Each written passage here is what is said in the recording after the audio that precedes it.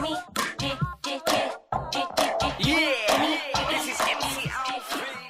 right, everybody, now we want to welcome to the Jimmy Star Show with Ron Russell, the super incredibly talented, super cool dude, Mr. Patrick Fabian. Hello and welcome to the show. Hey, greetings from California. Greetings from sticky hot Northeast. Ugh. I'm sorry. Is it terrible? He's from Pittsburgh. Forget We're about in it. we're near We're in Bucks County. We're in now. Bucks County. Hot. I grew up in Harrisburg. Okay. Oh, we know Lily McLeod. She's from Harrisburg. Yeah. Hot, humid, sticky, horrible, no air. Ugh. So I remember. I used to cut the grass. Mr. Shoebyer's lawn, 2 doors down from our house in August. That's when all of a sudden, whenever I cut his lawn, I'm like, I'm done. I'm out of here. He'd come out with scissors and say, no. What about over here? And he would get down on his hands and knees in that hot August awfulness and show me how badly a job I did on his lawn. So that's because he was one of the farmers from here. He could, you know what? He could have been. He did like bib overalls. So yeah. Hold on. We live in the farms. Let me introduce my co-host. This is our outrageous man about town, Mr. Ron Russell. Hey, hi, Ron. Nice to have you on. This is our dog, Brandy Star. And she has to come up here and be a part of this show every week. It's a pain in the ass, but what are you going to do? I love her. I had doggies too. I know exactly what you're talking about. She looks like she's hot too. Yes. No, actually, we have the air conditioning on like 0, so it's cold in the studio. But she's been running around before the show. So we've got the man behind the boards, Mr. Chad Murphy. Hello, Patrick. Hey, Chad. How you doing? Doing well. Welcome to the show. Thank you, man. And we have a chat room full of people, so say hello to everybody in the chat room. Brandy, hi, chat room people. Thanks for coming on board. There you go. You got to love it. All right, everybody, so this is Patrick Fabian. Number 1, follow him on Twitter. We want to build up his Twitter following. He's at Patrick Fabian. It's PatrickFabian, and his website is patrickfabian.com. You have to get her off. What are you doing? No, she's great. Camera hog. I mean, she really is a camera hog, and then she'll go and like move it so it's like facing her more, and then we'll put the video up on Roku, and she'll like sit there and watch herself. But she's gonna get down. Well, I can't say that I'm not like her. So no. Anytime I'm on Roku, I'm sitting there watching myself too. There you go. You gotta like love it. You gotta like. Oh, if you're on Roku, do you like music? Yes. Check out. It's a free channel. It's called Anthium TV. Anthium TV, and it's a like indie music video channel, kind of like MTV back in the day when like they actually played music videos. They actually played music videos. All music videos, and it's really like cool, and I help promote them, but also it's just. I will. You know, we just hooked our Roku up, and I have to say I was resistant. And now I can't imagine anything else because it's so easy to go through. And your show's on Roku, right? Yep, our show's on Roku, the Jimmy Star Show with Ron Russell. You can add that. And our show's on Roku, and Anthium TV is on Roku. And pretty soon we're going to have a classic movie channel on Roku that you'll be able to get and watch all the like old movies from the 20s to the 80s. Patrick, do you have Netflix? I do have Netflix. Do me a favor. Don't do me a favor. Do yourself a favor. Go to High Strung. That's Michael Damian's movie, High Strung.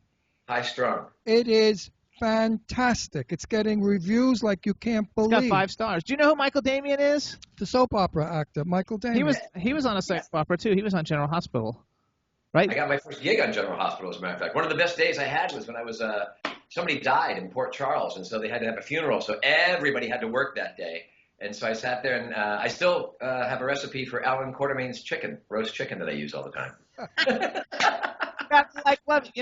We had Ian Buchanan on, who was Duke on General Hospital, and we had him on. Actually, I was like several months ago. What a great guy! But we've lately been doing a lot of cool soap opera people. We had Sean Kanan, and he was like the Karate Kid 3. He was like the bad kid in Karate Kid 3, but he's like on Bold and the Beautiful. And he's on all those soap operas. And soap opera work was great, man. It was one of my first gigs. I literally had to stop wait. I had to get somebody to cover my lunch shift when I was waiting tables in downtown LA, so I could go and play a waiter at the Outback Club for good Laura. Just look how experienced you are. It was wonderful. You didn't have to rehearse. And you could do the same thing. Like if a guy leaves you a bad tip, you motherfucker, you could do that on your soap opera. They frowned on the motherfuckers on the soap opera, but they were more genteel back in '83. I don't know if you remember or not. Remember when we didn't curse on film? Remember? I remember all of that. Yes. Now it's so into curse. It's terrible. I went to University of Florida, and so I graduated in 1986. But I would skip class if I had a class at 3 o'clock every day of the week to go home and watch General Hospital in the dorm or in my fraternity house. Because you had to be there at 3 o'clock, otherwise you missed it. Yeah, it's not like you could do it now. Like you can just TiVo it or something and then see it or just go on like any channel and like rewatch all the reruns because they're out every day. But I used to love all the soap operas, and I think some of the soap opera stars that we've had on the show, some of them are still in soap operas, and some like you have gone out of soap operas and into new things. Oh, we had John Lindstrom is a good friend of ours too, and he's on. Yeah, he's back there again. He's like Laura's boyfriend. Oh yeah, and people cycle in and out of that all the time. It's a great trading ground, and it's a great gig. I mean, it's a 5-day-a-week gig. You work hard, but you get up by 5 or 6, and you can actually have a life and still be on TV, which is a really awesome thing. When you have to do 20 pages and you're live, you want to shoot yourself. Now, well, that's the crazy thing. I have to say, for anybody who thinks it's it's easy work or somehow is less than work, it is not. It is rough and it's tough, and if you don't have your shit together, you're out. Paul, if they offered me Patrick. I'm sorry. If they Paul's all right. Paul's a very good name. I like it. It's a P. If they offered me the starring lead in a soap opera, I would have to turn it down because I would read the first page, and then when it's time to do it, I don't remember lines anymore.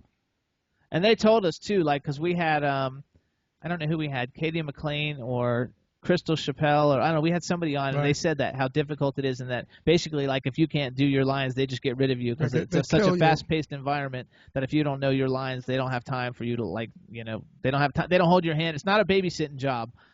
No, it's not a babysitting job. And also, if you notice, if somebody's like just brand new to the soap and they're getting them up to speed, but they're so young and beautiful that there's no way they're getting rid of them. What they'll do is they'll just cut away. They'll let the first line come out of their mouths, and they'll immediately cut to a reaction shot of the other person listening for like 30 seconds. And then they'll cut back to them to sort of finish the speech. You could cut it back. What's her name? Judith. What's Judith's last name? I lose names too. What's Judith's last name? Judith Chapman. Chapman. She's still working. You know who Judith Chapman is? I don't. No, she's from Young and the Restless, and he's General Hospital. She's the queen of soap operas. She's been on like 100 years, the same soap opera. Oh, from Y&R. Yes, no, I know who you're talking about. Yeah. Yeah, she still remembers her lines, and I said, Judith, how do you do it? She said, some people can, some people can't. And many soap opera people have left it because they just didn't remember lines anymore. Couldn't do it. In terms of that sort of thing, James Spader has a great reputation as being somebody who has a capacity to, like, instantaneously get a script, see a page, and deliver it perfectly spot on. Hate those people. I love James Spader. That could do that. Yeah. He should be like the biggest actor. He is such a great actor and everything. I used to love Boston Legal so much. It was like I love attorney shows. It was like my favorite attorney show that's ever been on. There's nothing that's come on that's even close to it. Actually, you were on Boston Legal once, weren't you, or no? Were you on ever? I was. I did not get a chance to work with him, though, unfortunately. Okay. You've been on everything. First of all, everybody, we should tell you. I'm going to interrupt you. I know it's your show, but I want to tell one James Spader story quick. Tell it. Okay, and it's not a personal thing. This is an apocryphal story that's been passed around Hollywood. So, Thelma and Louise comes out, right? And so they're interviewing James Spader for something, and he says, "Oh yeah, fucking Brad Pitt. He ruined it for us all." And I'm like, "What do you mean Brad Pitt ruined it for you?" He goes, we were staying up till 4 a.m. doing what you do at 4 a.m, having a grand old time. And then Brad Pitt had to go show us a 6-pack in Thelma and Louise. So we all had to put our cigarettes out, start drinking green juice, and going to the goddamn gym. You gotta love it. Okay, so I did this little thing. We're going to talk about a whole bunch of different things. I got a whole things, and we're going to kind of go to Better Call Saul later, even though I know that's like the hottest thing on the planet right now. But we'll talk about whatever you want. Okay, I love that. First of all, you have a movie coming out, and I want to bring it up because one of the people that's in it with you, you have a new movie called Driver X. I don't know when it's coming out. I know it's post-production. I think you've already shot it, right? We shot it. I just saw a screening of it last night, as a matter of fact. We are fine-tuning it and, hopefully getting it in some big festivals coming up this fall. So that's where we're at the moment with that. But it looks great. Oh, well, Randall Battenkoff is in it. We had him on the show last year. The show got millions of plays. He's from the 80s and the early 90s, he's such an iconic actor. And plus he was in Kick-Ass. I mean, he's been in a lot of really cool He just has Yeah. a great resume. And so I saw that he was in it with you. And I've never met him, but we met him like I'm meeting you now on the show. And he was such a great guy. We enjoyed having him on so much. So I want to plug Driver X and let us know when it comes out, and we'll make sure we do a lot of promotional stuff around it. You can check out, driverxmovie.com has a little bit of stuff on it, and you can follow it on Instagram at driverxmovie. There you go. And I have to tell you, I had never seen Better Call Saul when I asked you to come on the show. I knew it was a popular show. I actually, because I'm into horror movies and stuff, and so I originally reached out to you because I loved The Last Exorcism, and you're like the star of it. Oh, there's the picture right there in the back. And so I'm a huge horror movie buff, and I see everything. I see the the $20,000 piece of shit ones, and I see the millions of dollar ones. And it's such a great movie, and it was such a great leading role for you, and so that's really what piqued my interest in you in the first place. Now, I'm glad you did, and I'm the same with you. I grew up in the I call it the Renaissance of horror films. I graduated high school in '83, so the whole shebang gets kicked off with Alien, as far as I'm concerned, with that Renaissance and all the hack and slashes, the Friday the 13th, the Halloween. I saw them on the big screen the first time, scared the bejesus out of me, and every time a movie comes out, I'm looking for that scare again. I'm looking for the alien out of the chest moment again. And it's you suffer through so much crap in order to get to that. But then, a couple years back, I go in blind to go see The Conjuring, and it creeped the shit out of me. I thought it was a really well done film. We had James Wan and Lee Winnell on the show one time, and they were fabulous. And then and then there's a new movie. Wait, go back. So what are some of your favorite horror movies? Old school. Okay. In retrospect, looking at them now, they may not be so great. Burnt Offerings was a great one. Burnt Offerings with Oliver Reed and Karen Black. I don't think it makes much sense, but there's an image of a chauffeur driver with reflective sunglasses, and he smiles. And it creeped my shit out. He knew Karen I Black. dated Karen Black. How do you like them apples? No way. Oh, did you toss her to the curb, or what happened? Oh, I'm gay, so Karen and I. We're married. Yeah. Hey, congratulations. Thank you. Georgiana Heller, the famous producer of Irish movies and plays, was friends with her.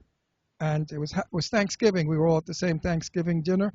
And Sharon and I became good friends, and she had to go somewhere the next week and needed a date. No, Karen, not Sharon. Karen. Today I'm not myself. I don't know what's wrong with me.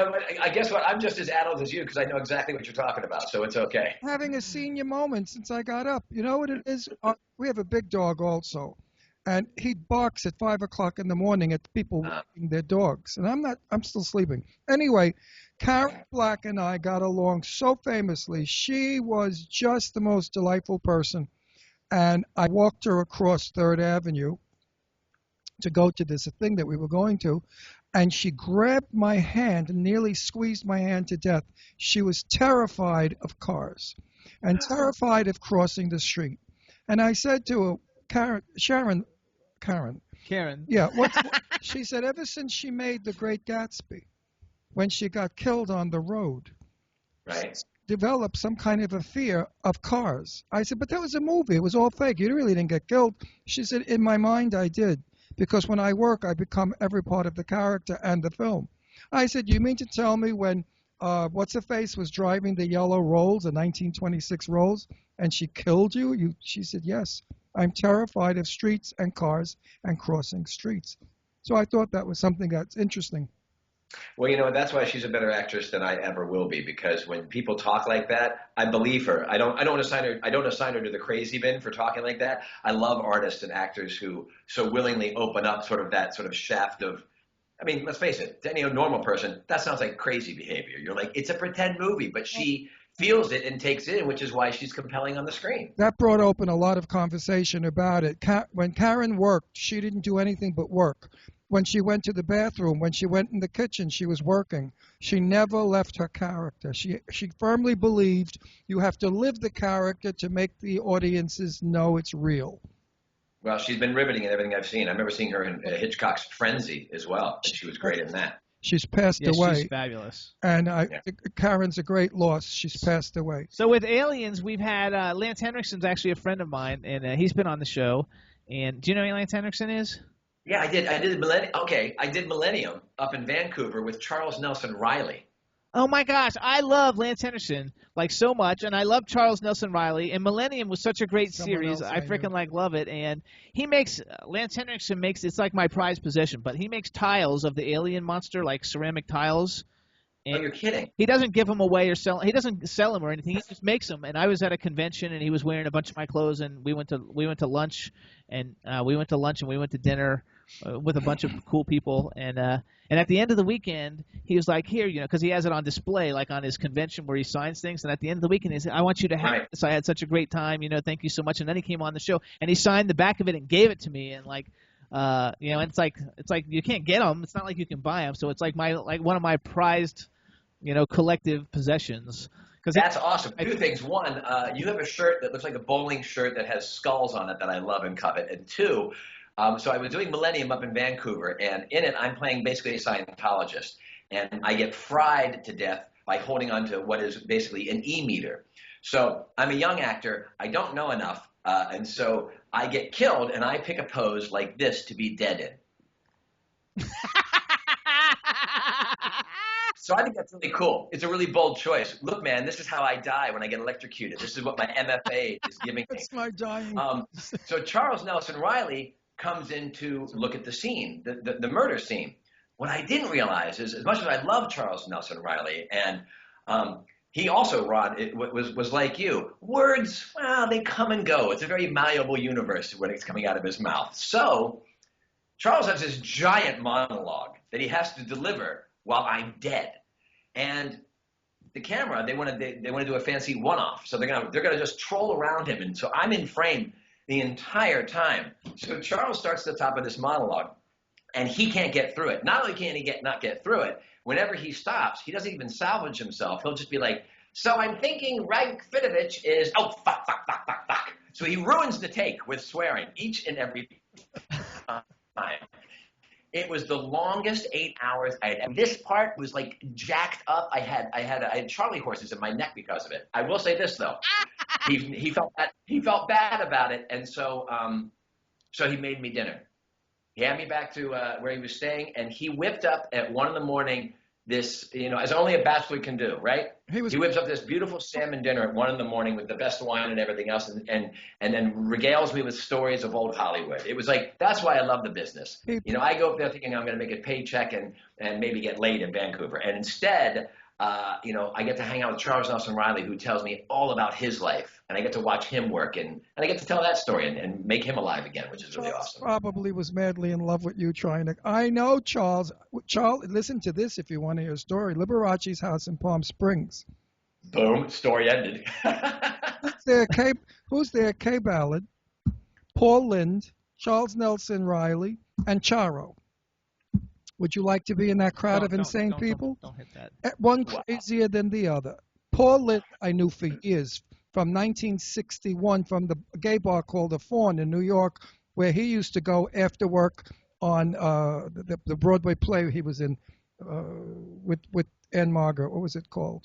Don't worry about it. Keep going. Anyway, they were notorious. They bitched on. You had to hear Paul Lind dishing Nelson, Charles, and Charles going back at Paul Lind. I peed myself. It was one of the funniest nights. Then the fags were coming in like crazy. All the gay people from all the bars were coming into Liberace's house, and Lee was running around like, "Hello, everybody! Hello, hello!" All these gorgeous young guys are coming in. It was the craziest party I've ever been to. One of them. Well, now, do you think he was coming on to me because he was suggesting that I'd be perfect for the boys in the band? Well, the boys in the band was really a remarkable piece of work, and a good actor could do it. I think he was trying to find out if you were gay, and that was it. Usually gay people, I know that we have our ways of hinting around. We have gaydar. And to find out. We don't always say who's gay because the people like Tab Hunter, who I know well, I never told anybody Tab was gay until he did his book.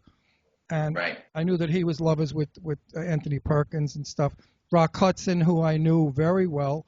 I didn't know him well enough. Actually, he doesn't know that much about you, but Ron had a show called Set the Record Straight in L.A. For Time Warner on Time Cable. Warner Cable. It was several years ago. It was on for several seasons where he interviewed all the Hollywood's legends. Jane Russell was like one of his best friends, and he interviewed like Tony Curtis and Cloris Leachman. Everybody. And he was friends with Elizabeth Taylor, and like so he's old. He's like the old Hollywood, and I'm like the middle-aged Hollywood. I'm like the I'm the Robert Osborne of the gay world. Anyway, if you knew how gay Hollywood was, and I never, like, there's still names I won't say who are gay or bisexual, but Hollywood is notoriously gay. So maybe he was trying to hit on you because you're hot. Of All the course. girls in the chat room I were know saying they love you and how good looking you are. And I have to say, Listen, Charlie, I knew him well enough. I have to say though too. Ron, I'll take the compliment from there. If you're a hot-looking, good-looking guy, Charlie had no shame. Let's put it that way. She had no shame, Charles Nelson Riley. No shame at all. She would come on and she didn't care. And if you punched her, she'd say, "What are you going to do?" So the number didn't go for it. I don't care, but I gave it a shot. That's his attitude. And Paul Lynde was worse. Paul Lynde was notoriously worse. You could be straight and walking with Paul Lynde, and he'd suddenly stop, turn around, walk away, and then come back and say, "That trick had some basket. I just had to get a second look." I mean, that's what these guys were doing. They were wonderful. I'm so sad that we've lost the both of them. They were true. Yeah. And Joan Rivers was best friend. It was a demented era. You're married. I know you're married from your bio. Is your wife in the business? My wife is. She's a writer-director, as a matter of fact. I saw one of the movies you were in. She was also in it. It didn't say she was married to you, but like I thought maybe that I don't know what movie it was. Maybe Must Love. Yeah, which she's you can go to her website, mandyfabian.com. There you go. I saw it on IMDb. A bunch of award-winning shorts that she's done right now. Yeah, so. which is fantastic. Congratulations with that. So then I got a thing I want to do real quick for everybody. Well, wait, before I forget, I think we should have Charo on the show. I still have Charo's phone number. She lives up in past Thousand Lakes. Don't tell people where Thousand she lives. Oaks. No, past it. Okay. She's got a horse. No, it is past it. She's got a horse farm, and I heard she had horses. I had heard that. Somebody else had mentioned that. Charo breeds South American horses. They're phenomenal. She makes a fortune on these horses. So I did this cool. This. Hang on. You know where I saw her last?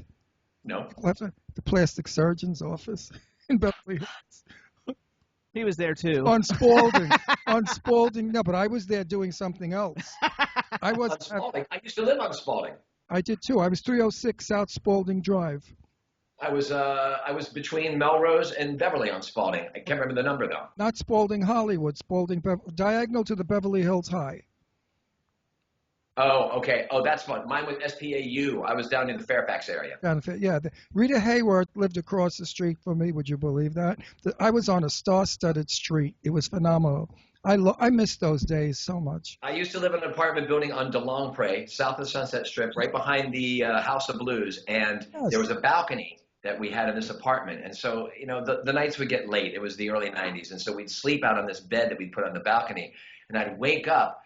And a hearse would show up on the street, and out would dump all of these tourists who would start taking pictures. I'd be there in my bathrobe, rooting through an ashtray, classy to the very end. And they're taking a picture, and I was wondering why. And it's because Marilyn Monroe rented one of the apartments in the complex I was in, literally for like 6 months. Nothing happened there. She just slept there, and they would stop here because it was called the Grave Line Tour. And it was a hearse that would run through Hollywood to all the places that dead people had been. I know that building. But my neighborhood, I had, I can't remember the actresses and actors, but everybody was next door. The funniest story that I have is my kitchen window looked into, what's her name from Peyton Place, the beautiful brunette girl from Peyton Place, the television series. Oh, Jesus, what the hell was Not Lee Merriweather, no. Oh, no, the beauty. Oh, Peyton Place, way back. Anyway, she would wash her underwear and put them on the hedges to dry. So when friends of mine came over, Barbara Parkins, I said, "Do you want to see Barbara Parkins' bloomers?" They used to say, "What the hell?" I said, "Come on, you could see her panties." And I'd have everybody hanging their heads out of the kitchen window looking at Barbara Parkins' panties and bras drying on there.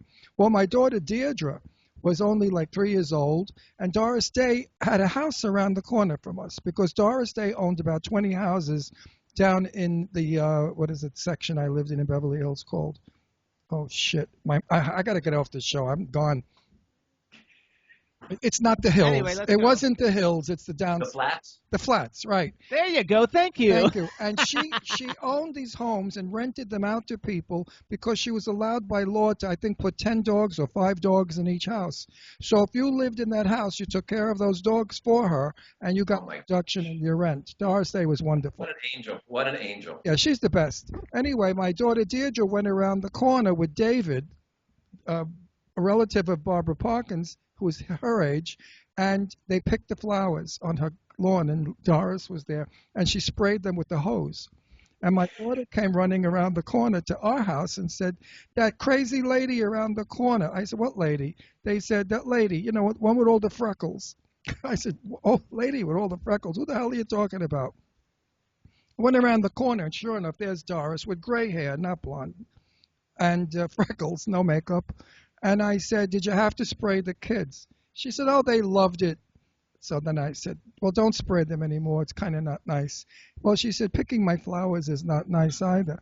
I said, "Oh, that's like the movie. Please don't pick the daisies." You know? I had to be corny. And Doris started to laugh. And I said, "Listen, I know who you are." I said, "It's okay. Spray my kids as long as it's you." And then we talked. It was nice. She was very pleasant. She was very cheerful, very lovely. Okay, so let's keep going. Yeah, well, keep going. Go. All right, Everybody here we go. loves our stories, by the way. I get so many. Hey, look, Ron, you and I can keep playing on mic. And so if I stood on the roof of my apartment building in 92, I could see Conrad Hall's apartment. So that's you know. Conrad Hall. Could you imagine Conrad Hall? But Rita, I don't know who Conrad Hall is. Cinematographer. Oh, okay. Right. Rita Hayworth became ill. And I remember the night that my ex-wife and I were coming home from something, and the ambulance was outside. And our neighbors told us that was Rita Hayworth. They were taking her away because she had Alzheimer's. And then we never saw her again. But I saw her on the street. She's a tiny little woman, magnificently beautiful in her late 80s. I mean, she was, or whatever age she was gorgeous.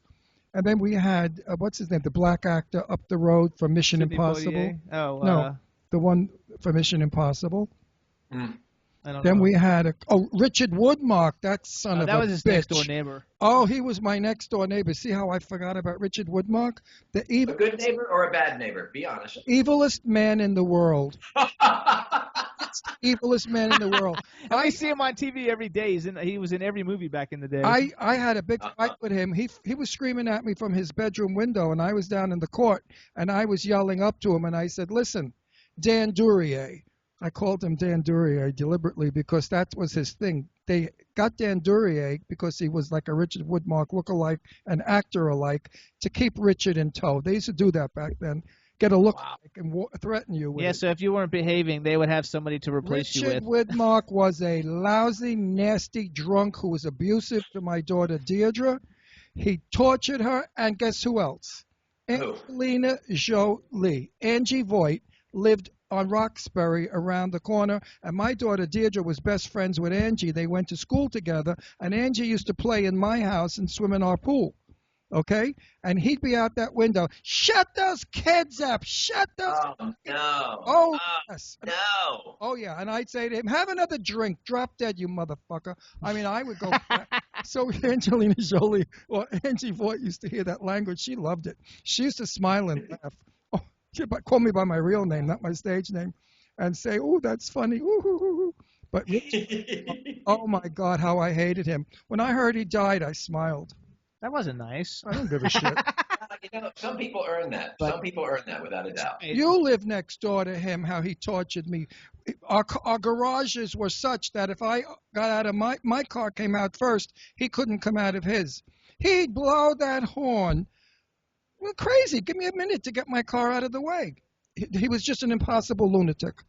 All right. Wow. Let's talk a little bit. Okay, first of all, let's say congratulations on a great career so far. It seems to be getting better every day. You've been on almost every major television show of the last 10 years. I mean, like every show you're on, whether you're only on once or you're on a bunch of times. I'm going to just so people have an idea of some of the shows, and this is just some of them because there's so many I can't write them all down. I wrote down the ones I like because I like to brag for you a little bit. So Criminal Minds, Scandal, Franklin and Bash, Grimm, Shark, Hot in Cleveland, CSI New York, Ugly Betty, Joan of Arcadia, Boston Legal, my favorite, Burn Notice, which I was on, Big Love, Grey's Anatomy, Hawaii Five-0, Desperate Housewives, Private Practice. And then I made a list of people who I thought was impressive that you've worked with.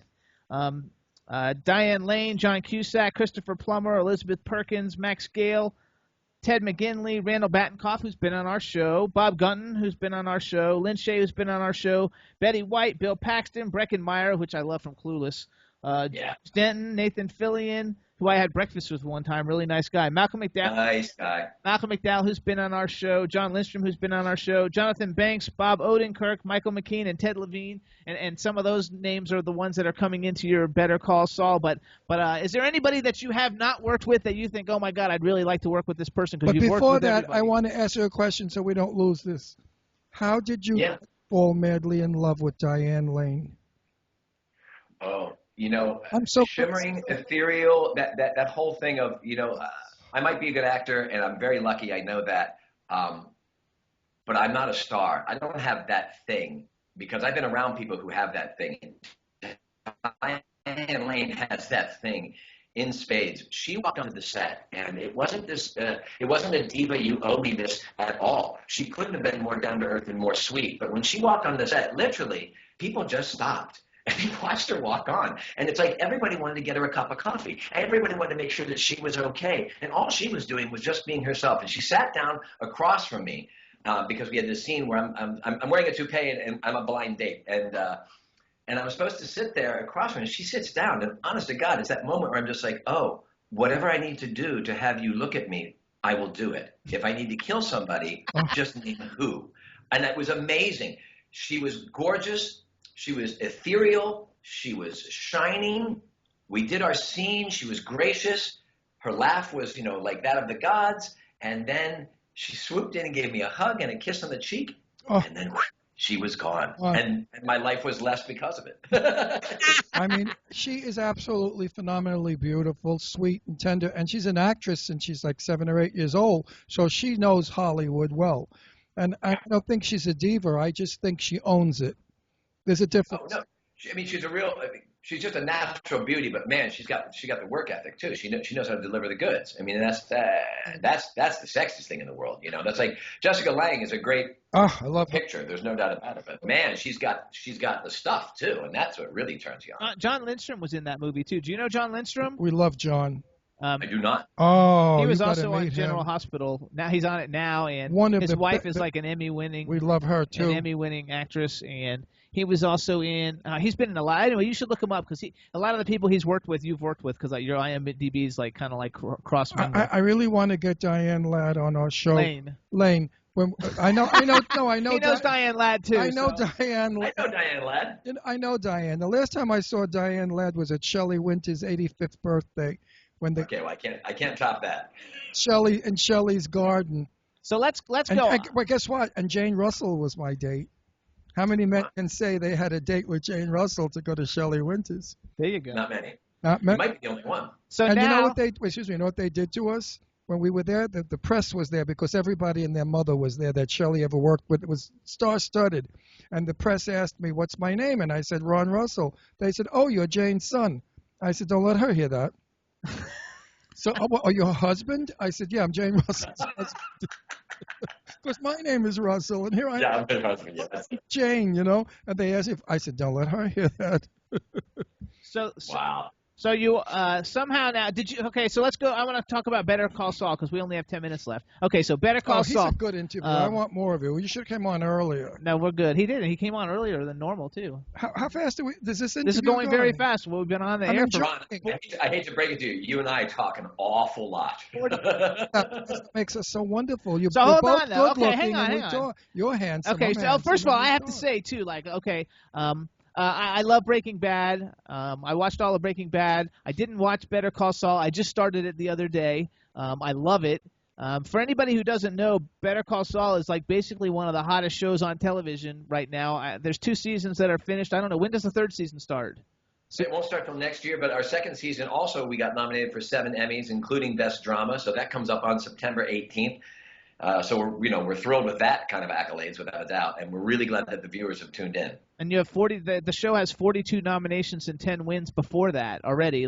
That it's one. Well, Breaking Bad does, yes. No, so does Better Call. I got it off of Better Call Saul's. Not Emmys, but like nominations of all these different great awards. Oh yes, oh yeah. There's been loads of awards and stuff like that. It's been a crazy ride. You know, I've been around for a long time, and you know, it's as you can see, you know, I've been a working stiff, which is great. I got no complaints about that. And I've watched like as the person to my left and the person to my right all of a sudden, you know, got on Friends, became ER, and all that sort of thing. Because it happens if you stick around long enough, people are going to matriculate and you know go into crazy land. And I've been very fortunate and lucky to sort of just keep poking along. And then all of a sudden this show comes along, and I had not seen Breaking Bad. It was sort of the dirty secret. I auditioned for this without having seen Breaking Bad because, well, my wife was pregnant with our first child, about 9 months when Breaking Bad first came on. So we watched the pilot together, and at the end of the pilot, my wife turns to me and she goes, yeah, I'm not on board with this one. So we stopped watching it. And then we had a second child, so I got really good at Clifford the Big Red Dog. Wait, then it became one of the biggest shows, like in the last 10 years, one of the biggest shows, won every fucking award you could win. Didn't watch it, didn't watch the penultimate one, didn't watch the final season. We were raising kids. I was watching Jake and the Neverland Pirates and Clifford the Big Red Dog. So then I get this audition for Better Call Saul, and I had no pre-knowledge, which I think ultimately was good. So I went in sort of blind to exactly what this deal was. And you know, just lucky for me, I happened to be the answer to the question asked across the table after all these years, and it happened to be with those guys, Vince Gilligan and Peter Gould, and that brain trust. So I got lucky. There's no doubt about it. And then when the show finally was premiered, that's when all of a sudden I got nervous because when the press started up, I was like, oh shit, there's a lot riding on this. I mean, those guys basically took their winnings from Breaking Bad and shoved them all back in the middle of the table and said, let it ride, which I think is just a giant ballsy move. Absolutely. You know, and I'm glad they did. It's been a great ride for the first 2 years, and I hope you know, here's to, you know, no bullets in my character's head this season. You know what I'm saying? So, okay, wait, hang on, Patrick. We're moving back to California as soon as we sell our home, and I'm bringing back my show, Set the Record Straight. I'd like to interview you on that show. It's in studio. You know, you and I will be in the studio. It's filmed professionally. It's done like real TV. Oh, come because you know a lot of people and you're willing to talk. People say to me, Ron, how do you know all these celebrities? And I say, why? Because I started at 19 years old and I've been in business 54 years. He's 76. 76. So when you're... It's a good looking 76. Thank you very much. So are you. Not 76, but good looking. So when you are living in Hollywood and your mom's an actress, you know, and your brother-in-law's a movie producer, you sort of get involved with it very young and you meet all these people. So I want to make this next show about stories.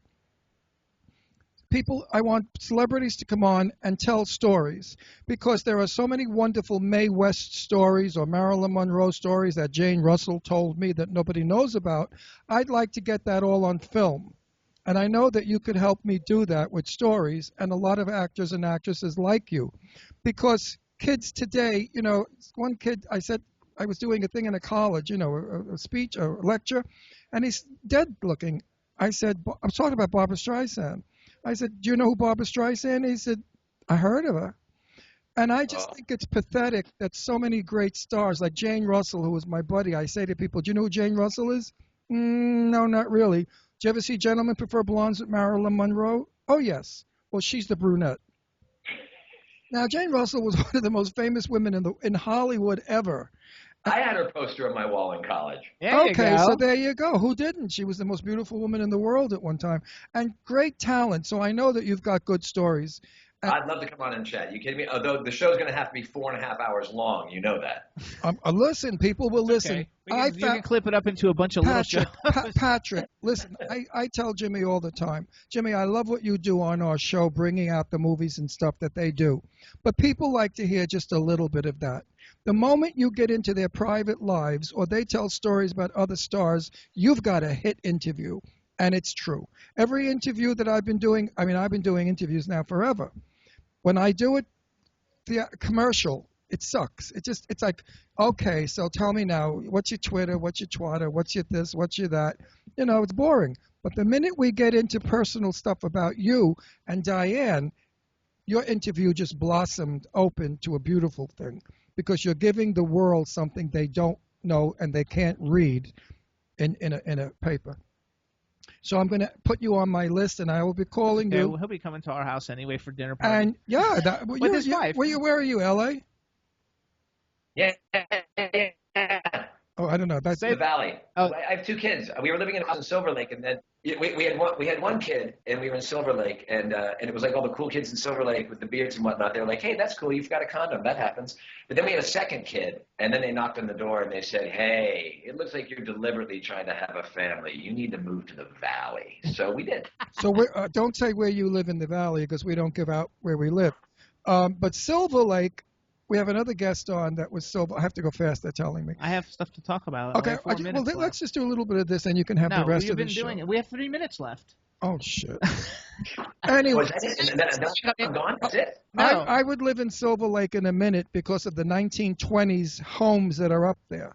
It's the best place. Plus, the rolling hills makes you feel like you're hidden away, and then that beautiful reservoir reveals itself. And that used to be a bad neighborhood. Right. That was a drug neighborhood. Oh, it was a shooting gallery. Echo Park is still sketchy. It was all illegal people, I don't know, Mexicans or whatever they were, that came in that were dealing drugs, shooting each other. It was a very violent place, Silver Lake. Now I understand it's regentrifying itself, and it's regentrifying. Wine bars are showing up, but the 13th Street gang still likes to tag. So don't worry, the old home's still there. Homes are still in the millions of dollars, right? There's no homes up there for less than. It's stupid out here. It's stupid out here. It's stupid all over the nation. It's particularly stupid in Los Angeles for homes. Absolutely. Right. All right, go back real quick. I've got like 4 minutes. Take it away, Jimmy. So you've got Better Call Saul. It's the hottest show on TV. You play Harry Howard Hamlin. No. Howard Hamlin. I don't know why I was thinking Harry Hamlin, the actor. Howard Hamlin. First of all, I have to say you look great in a suit because I just started watching it, so I'm only I haven't gotten to season 2 yet. I'm almost at season 2. He's handsome with a beautiful smile, nice teeth. Thank you, Robert. I'll have a shout out to Jennifer. He's the wardrobe designer on that show. She's got those straight suits. They're tailor made, and I might be a good actor, but I tell you what, I put on that suit of clothes. It's like a knight in shining armor. I throw that on, half my work's already done for me. So when you go out, do people recognize you? Because I mean, now it's one thing when you do cameos on a bunch of shows where people might see you and might recognize you, but now you're like a major player on like a major popular show. Like, when you walk out, do people know who you are, and do they bother you and stuff when you're with your family? People do know me, and they know me more as Howard Hamlin now, but people watch TV differently. So people haven't seen the second season of Better Call Saul. I imagine in about 4 years I'll be more recognizable because at that point it would have infiltrated. For the last 15 years, I've pretty much gotten that thing of like, hey, do I know you? Did we go to high school together? Airports were always the thing for me. I'd go walking through airports and people were compelled to stop me because they really thought they knew me. And so then I'd be forced to stand there and run down my resume, which sometimes would be very embarrassing because they would go like, do I know you? And I'm like, well, no, I'm an actor on TV. And they go, oh, what do I know you from? And I would go like, I'm from this show. And they go, nope, that's not it. And now we're locked in the game of I have to go through my entire fucking resume so you can be as to what it was. And I can guarantee you, it's always like the 10th or 15th thing. Or it's like an episode of Star Trek from 1994. And I'm like, oh, fuck, I was on that for 2 minutes, I tell this story so often, and I don't really give a shit because it's the funniest story in the world. Betty Davis and I were having lunch at La Moustache in Hollywood years ago, and nobody recognized... On Melrose. Yeah, on Melrose, right. Nobody recognized Betty because she had a sailor hat, no lipstick, and big sunglasses. Until she turned around and said, more coffee, in that voice you couldn't. All the gay guys, everybody got up. They came running over to our table. Oh, my God, it's Betty Davis, Betty Davis. Miss Davis, I adore you. I love you. And she turned around and said, of course you do. Of course you do. Of course you do. I'll never forget that. And I sat there hysterical laughing. And when we went out into her Jeep, our Jeep, I said, how could you say that to people? Of course you do. She said, well, they do. So of course they do. All right, we got 1 minute. So I will say this, Jimmy, anybody who does stop me, I'm always appreciative because you know what? It's great to be known. It's great that somebody's watching the show that you're actually doing. And the fact that you remember you at all is, that's the coin of the realm. I don't get to have the life I get to have if people don't tune in and enjoy what I'm doing. There's no doubt about that. So let me ask you another question. Whatever shirt that you liked, was it your size? I didn't look at the size. I was just flicking through. It was on the Twitter feed, and it went to eBay. It was that white one with the black stripes, and it looked like a pile of skulls that were in the middle in a V sort of pattern. See one in the Twitter feed. Find it's your size. Find the picture and send it to me, and let me know, and we'll send it to you. Oh, that'd be awesome. I'm the best clothing designer, so I made all of those. They're all one of a kind shirts. Made in America. I mean, I've one dressed of a kind. everybody. Elton John, Madonna, everything's like one of a kind. So if you And see Ron something in Russell. the feed you like, I'll send it to you. You just got to take a picture in it so I can show everybody that this fantastic Patrick Fabian's wearing You one of my see, shirts. Patrick, he's dressed Madonna, he's dressed Elton John, but he's Absolutely. dressed Ron Russell. But he's undressed. All right. All All right, everybody. So listen up. Check out Patrick Fabian's website. It's patrickfabian.com. Follow him on Twitter at Patrick Fabian. We want to thank you for coming on the show. Anytime you have anything to promote, let me know. We'd love to bring you back. Congratulations on everything that you've done, and especially for Better Call Saul, because it's such a great show, and I think that it's definitely going to put you into the stratosphere of fantastic actors. We want to thank you again for coming on the show. And we'll see you on Twitter. And anytime you need anything, let us know. And I will. Thank you, guys. Ron, nice to meet you. I'll see you out in L.A. Hope you sell your house fast. And thank you, Dr. Jimmy. All righty. And Patrick will be in touch about the show. Absolutely. All right. Bye. Absolutely, man. Bye, guys. Have a great day. Everybody loves it in the chat room. It was a good interview. Chad, what do you think? Very cool. Very cool. I love it. It's cool. Everybody check out Better Call Saul. So Everybody check out Better Call Saul. It's season 1 and 2 are both on Netflix, so check them out. They're fantastic. And